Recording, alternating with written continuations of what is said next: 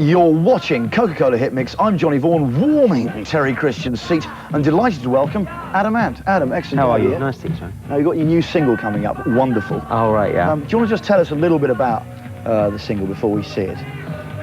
Yeah, I mean, it's very different because first thing, the whole album, Wonderful, and this is also, the album's called Wonderful also. We wrote the whole album on acoustics, so it's very different from that point of view.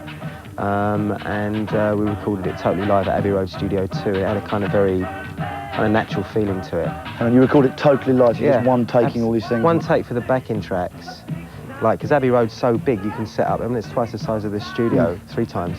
And you set the whole band up, so you actually see each other and you just do it as if you're on stage. And then you do maybe 8, 10 takes of it, and then you choose the best one as the groundwork, and you just add to that. And the song itself was it's probably the first real personal song I've done, because it was about a relationship I was in. But interestingly enough, it was written 2 years after the relationship, when I'd sort of come to terms with all the bad things that happen when you fall out of love. It's been a painful one. It was, yeah. 2 years on, you started to reconcile your feelings. It was weird because the reconciliation took the form of celebration. I thought, you know, she's wonderful, and I just wanted to write a note to her saying, you know, you're great, and you know, whatever you're doing now is great. But you know, I'd come to terms with it. So it was you know, the video is quite emotional because I got a bit emotional doing it, but it's good. Okay, so let's see the note. Let's see. Here is Wonderful, new single by Adam. Adam, that was the video for your new single, Wonderful. Yeah. Thank you. And what have you been up to, sort of, since your last album, before doing this? What's filled the gap? Well, I pretty much like to keep busy. I've got a very low boredom threshold. I was living in LA, but I didn't go there for the kind of the sun, sea, and you know, whatever.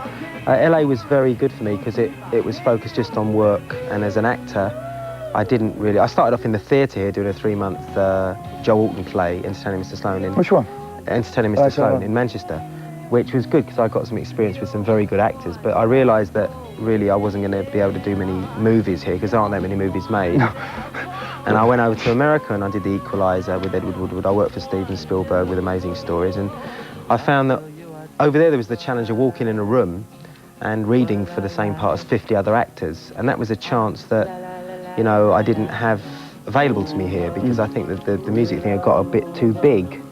And as an actor it was good because I was able to just learn on the job, and that's what I've been doing. And now I'm in a situation where I get offered scripts, I don't have to read that much anymore, and I feel very comfortable with it. But by trade I'm a musician and I'm a singer, and I've always wanted to do both. Oh, you still see yourself very much as being that? Always, but I think it's a bit, these days, you know, you've got to do more than one thing to survive. I think that if you just put all your eggs in one basket, it's a bit dangerous because we're living in a very multimedia age. It's very fast. Yeah, but what I'm sort of saying is you used to write, you know, great pop tunes, but up to sort of goody two-shoes, you know, and then you went off to do your acting. And I thought, you know, what is this thing with, you know, singers who can really do it, who can actually write these songs? Why do they want to be actors? Well, I know you've been in about 15 films, and you know, you've, by all accounts, you know, very successful at it. But why stop the singing when you can do it? You have the ability to do that. Well, 2 things. First off, after Goody Two Shoes was my beginning of a solo career, which I chose to do in America, and I brought out Strip after that, and I brought out Viva La Rock. With Viva La Rock, I was very fond of the album as a sort of glam punk album, and it was in the middle of like the techno thing, and it didn't fit in, so I felt very ousted from music. So it was an opportunity to pursue the acting, but quite simply, in answer to your question, I'd been doing music 52 weeks a year, 7 days a week, for 8 years by the time Goody Two Shoes came out, and I was tired. And I think when you get tired, you can get very cynical about your work, and it gets ugly, so I decided, well, okay, get out of it, do something else, and get away. And I come back into it now feeling very excited, not just about this record, but about the music scene in general. You know, the groups out there like Gene and Supergrass and Elastica, and these people, they're doing great work. They're playing live again, which is a wonderful thing. And I feel good to be involved with it, you know, and because you've got to be sort of very childish to do pop music. You know. Keeps you young. I don't know about that, it just keeps you awake. Well, Adam, stick around for some more questions. I gather our viewers are going to be phoning in. If you've got any questions at all for Adam Ant, phone this number that's now on your screen. So, let's see how the movers are grooving in this week's Top 10 Soul Chart. Kelly bumping and grinding his way to the top of the Soul chart. Now, early in the show, we ask you to phone in and tell us the connection between Planet Hollywood and the film Last Action Hero to win this jacket. The answer, of course, is Arnold Schwarzenegger, which means black ploughman in German. Adam, if you do the honours, yeah, sure. Have a little rummage in the bowl of fishy pleasures. This is the one. OK, this is the one. Raymond Woodrow.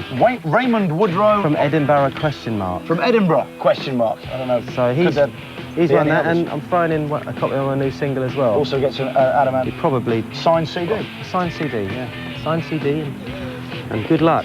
Well done, Raymond. If you missed out on that fabulous prize, there's still a few minutes left to get your questions in for Adam. I'll be grilling him on your behalf after the break. But first, another multi-talented type, actor, singer, song and scriptwriter, Jimmy Nail, with his follow-up to the hugely successful Crocodile Shoes, Cowboy Dreams. Very sharp-looking suits in this one. Good wardrobe. Nice. Welcome back to Coca-Cola Hit Mix. Adam, it's time for your quick-fire question round. The viewers have been sending loads of questions in. We've been inundated. And I think without further ado, I'll start. 60 seconds on the clock or whatever we do. Adam, do you prefer acting to singing, and what are your tour dates? And that's from Margaret Appleton in South Wales. Well, I don't prefer either of them. I just have try to do as many of them as I can. And my tour dates are going to be announced next Monday. And they start in Scotland, and then I'm going to Ireland for the first time, and I'm doing some shows in London, 23rd, 24th of March. Never toured Ireland before? No. I'm doing it on St Patrick's Day, apparently. Nice one.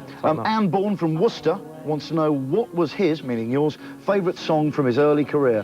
Dog Eat Dog, because it was the first one we had a hit with, and it's the most unusual record I've ever made, I think.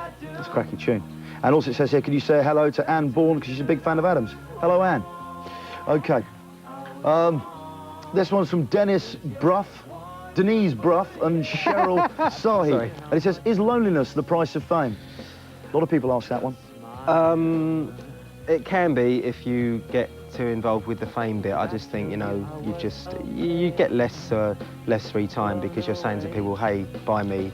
And then when people buy you and make you very famous, it's suddenly, I want to be alone. So unless you want to be Greta Garbo, don't get involved in it in the first place. OK. You know. Next one from Diane Thompson.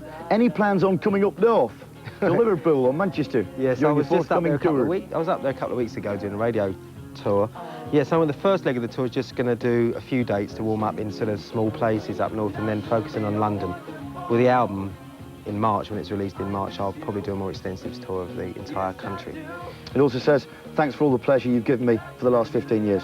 Thanks very much. Thank you.